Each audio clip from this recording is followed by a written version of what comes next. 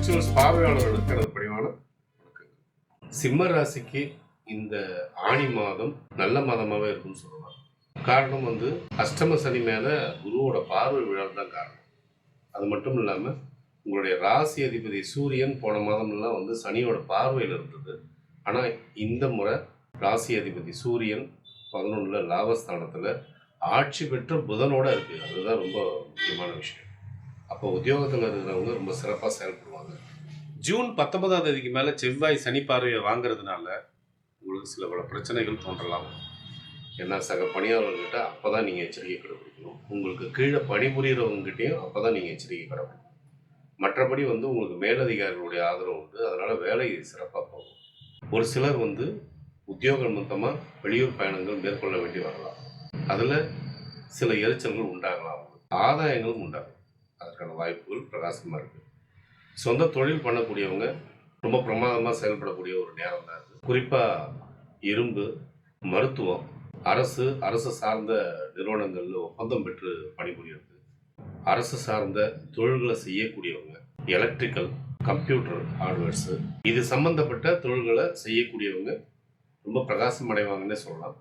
குறிப்பாக வெளிநாடு சம்பந்தப்பட்ட தொழிலை செய்யக்கூடியவங்களுக்கு, அதில் குறிப்பாக கார்மெண்ட் செய்யக்கூடியவங்களுக்கு இது ரொம்ப சிறப்பான மாதமாகவே இருக்கும்னு சொல்லலாம். குடும்பம் மகிழ்ச்சிகரமாக இருக்கும். குடும்பத்தில் விருந்தினர் வருகை உண்டு. அதே நேரம் குடும்பம் எவ்வளவு மகிழ்ச்சியாக இருந்தாலும் கணவன் மனைவிக்குள்ளார வாக்குவாதங்களை குறைச்சிக்கிறது ரொம்ப ரொம்ப நல்லது. அது குடும்பத்தோட மகிழ்ச்சியை அவ்வப்போது கெடுக்கும்னே சொல்லலாம். மற்றபடி குடும்பம் ரொம்ப மகிழ்ச்சியாக காணப்படும். பிள்ளைகள் சிறப்பாக இருப்பாங்க. அவங்க சிறப்பாக படிப்பாங்க. அவங்களுடைய கான்சன்ட்ரேஷன்றது இன்னும் இம்ப்ரூவ் ஆகுன்னே சொல்லலாம். ஆரோக்கியம் சிறப்பாக இருக்கும். ஏன்னா போன மாதம் ரொம்ப சோர்வு, ஒரு சிலருக்கு தலைவலி அப்படின்ற பிரச்சனைலாம் இருந்தது. ஒரு சிலருக்கு கண்ணில் குறைபாடு அப்படின்ற பிரச்சனைலாம் ஏற்பட்டது. ஆனால் இந்த முறை ரொம்ப அற்புதமான ஒரு நேரம்னே சொல்லலாம். உங்களுடைய உடல் ஆரோக்கியம் சிறப்பாக இருக்கும். இது வாழ்க்கை துணைக்கும் தாயோடைய ஆரோக்கியம் சிறப்பாக இருக்கும். தந்தையோட ஆரோக்கியம் சிறப்பாக இருக்கும். ஜூன் 19ஆம் தேதிக்கு மேலே செவ்வாய் சனி பார்வையை வாங்கிறதுனால ஒரு சிலருக்கு வாகன பழுது ஏற்படுறதோ அல்லது வீடு பழுது ஏற்படுறதோ ஏற்படலாம். அந்த நேரத்தில்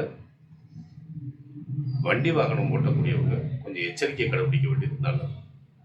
அரசு அனுகூலங்கள் கிடைக்கிறது.